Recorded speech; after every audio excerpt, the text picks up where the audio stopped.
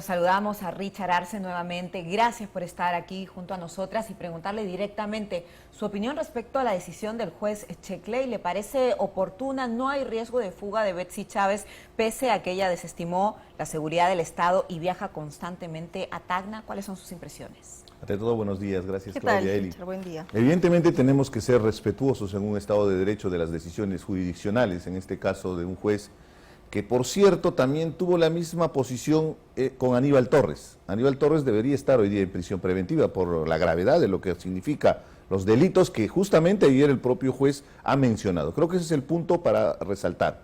Acá hay delitos graves, hay suficientes pruebas, es lo que manifiesta su sentencia, pero considera que en el concepto de peligro procesal respecto a la obstaculización de la justicia o el peligro de fuga no corresponde y por eso les están dando comparecencia. Ojo, esto no es una sentencia, eso también hay que informar a la población, porque inmediatamente alguien podría decir, ¿por qué piden a otros 36 no se ha declarado meses, la a otros 18 inocencia de meses? nadie con esto. Y tampoco pueden celebrar.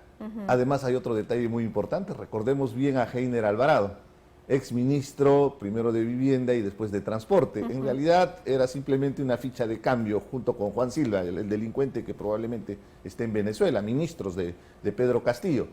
En una primera instancia le dieron comparecencia restringida. La Fiscalía apeló y en una segunda instancia le han dado efectivamente prisión preventiva. Entonces, seguramente los fiscales van a presentar una apelación y esperemos las acciones. Lo que nos interesa como peruanos es que se esclarezca definitivamente el grado de involucramiento, porque no va a seguir engañándonos Betsy Chávez. Lo que haya pretendido es negar cuestiones objetivas. Debemos recordar bien el chasquido de los dedos del presidente, el guiño de ojos. Acá no ha habido ningún aprovechamiento. Recuerda lo que dijeron en plena conflictividad social, que inclusive exasperó a mucha más gente, diciendo que Pedro Castillo había sido dopado, o no estaba en sus cabales, o que lo habían coaccionado para que pueda emitir el mensaje a la nación para intentar hacer un golpe de Estado. Me parece importante poner esto en contexto, ¿no? Aquí con esto no se ha declarado la inocencia de nadie, este proceso va a seguir su curso. Al análisis de la preventiva son 3 los elementos que seguramente este juez ha evaluado. Pero yo sí quiero mirar otro fuero, donde las cosas sí pueden tomar otro, o deberían en todo caso tomar otra dirección, porque finalmente el señor Sánchez y la señora Chávez siguen siendo congresistas y van a seguir cobrando su sueldo mensualmente, ¿no? Lo que judicialmente no se ha logrado de momento, ¿no? Porque van a tener comparecencia con restricciones. ¿Qué puede lograr el Congreso de la República, ¿no? Con algún desafuero, investigación? ¿Cuál es el procedimiento para ambos? Con Roberto Sánchez por lo menos no se logró, ¿no? Su accesitaria no logró ocupar el cargo. Mira, la cuestión concreta es que el Congreso una vez más actúa en contra del interés nacional, porque definitivamente ante serias indicaciones de congresistas involucrados en delitos, ahí tenemos a los niños inclusive, no accionan los mecanismos constitucionales.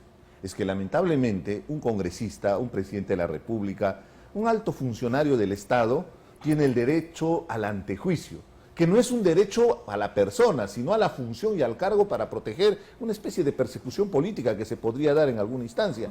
Pero acá no tiene absolutamente nada que ver con esto. Esto es simplemente impunidad. En el caso de Betsy Chávez ha sido suspendida. Ella ya no es congresista, no percibe ningún sueldo. En el caso de Sánchez, lo mantienen en el Congreso. Y ahí también hay que ser sinceros.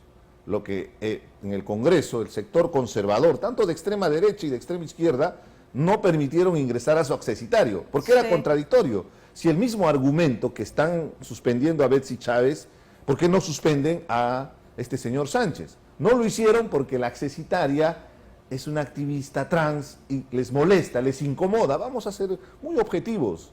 Ese en realidad es el trasfondo, porque esta señorita Gaela iba a ser la que iba a asumir la responsabilidad. Entonces, mira, fíjate, al final hay mucha hipocresía. Cada quien mide las circunstancias en función de sus intereses y existe por eso el alto nivel de desaprobación de este Congreso. Lo concreto en esta circunstancia es que ellos tienen que ir al Poder Judicial, tienen que firmar, tienen que tener ciertas restricciones, no tienen que conversar entre ellos, por ejemplo, tienen que pagar la caución. Eso es clave. Que no es poco. Si no lo pagan en estos días, simplemente se revoca la medida y tienen inmediatamente la prisión preventiva. Para Betsy Chávez la caución es de 100.000 soles, que no es una cantidad no, inferior. es mucho dinero. ¿De dónde sacará esa plata? Vaya a saber Dios. Tal vez si ha tiene hecho ahora caja. que no trabaja. o qué se sabe al respecto. Bueno, quiero incidir también en la situación del peligro de fuga, porque ya hemos visto, por ejemplo, en el caso de la familia de Pedro Castillo, que acudieron de inmediato a la Embajada de México. También se especula de que el exministro Silva haya fugado a Venezuela.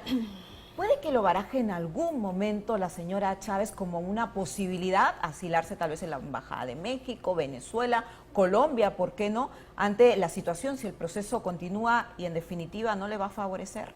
Puede ser una estrategia de impunidad y de evitar la cárcel, ¿no? Evidentemente estás viendo cómo se viene construyendo inclusive una historia paralela a la realidad. Me refiero claramente a lo que ha manifestado Gustavo Petro y Manuel López Obrador, hombres de izquierda, pero que lamentablemente están, para mí, están totalmente desinformados, o simplemente es una complicidad ideológica, o sea, porque es un compañero de izquierda, yo voy a avalar un acto antidemocrático, y que inclusive las evidencias son contundentes. Pedro Castillo fue el que irrumpió en nuestra democracia, ahí la posición es clara, ahí no hay argumento que pueda validar, pero ¿por qué no?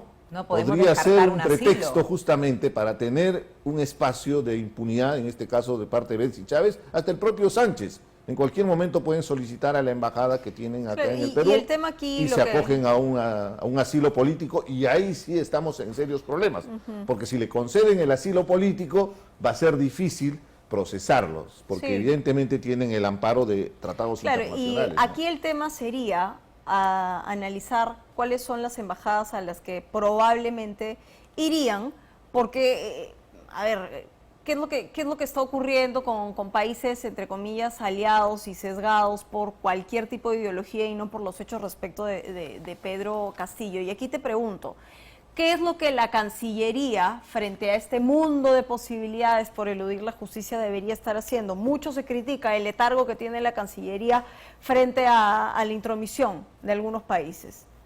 Es clave la comunicación política y sobre todo la información. La ventaja que tiene la Cancillería es que tiene canales de información, de comunicación. No solamente puedes emitir cartas, puedes mandar videos, puedes comunicarte, puedes entrevistarte con cada uno de los embajadores. Mensajes contundentes. Y acá no es que estés avalando al gobierno, no, acá simplemente tenemos que poner la verdad por delante.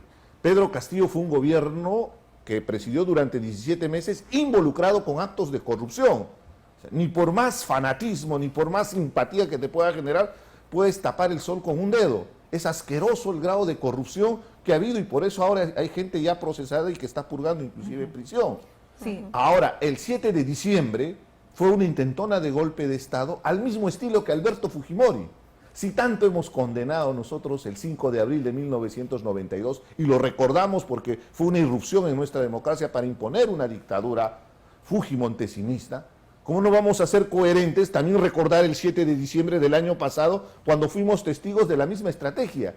Que no le haya funcionado, ese es otro cantar. Sí. Lo concreto es que, por principio, si alguien atenta contra la democracia, se tiene que condenar. Si alguien atenta contra los derechos humanos, se tiene que condenar. Esos son principios elementales de izquierda, y ese sería el mensaje que deberían dar desde la Cancillería y exhortar tanto al presidente Petro como al presidente Manuel López Obrador, que más allá de la ideología están los principios, y es la democracia y es los derechos humanos por delante. Richard, seguramente usted vio ayer la presentación del expresidente Castillo ante la Comisión de Fiscalización del Congreso, donde nuevamente se negó a declarar, y cuando tuvo la oportunidad aprovechó de emitir discursos políticos. Dice que quiere apersonarse al Congreso.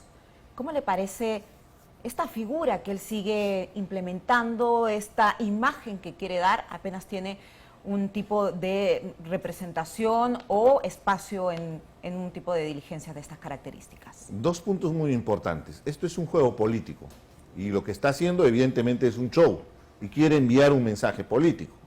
Lo lamentable es que el Congreso también juega con esto, porque hay un detalle muy importante. En la Comisión de Fiscalización lo venía citando inclusive cuando él ya era presidente.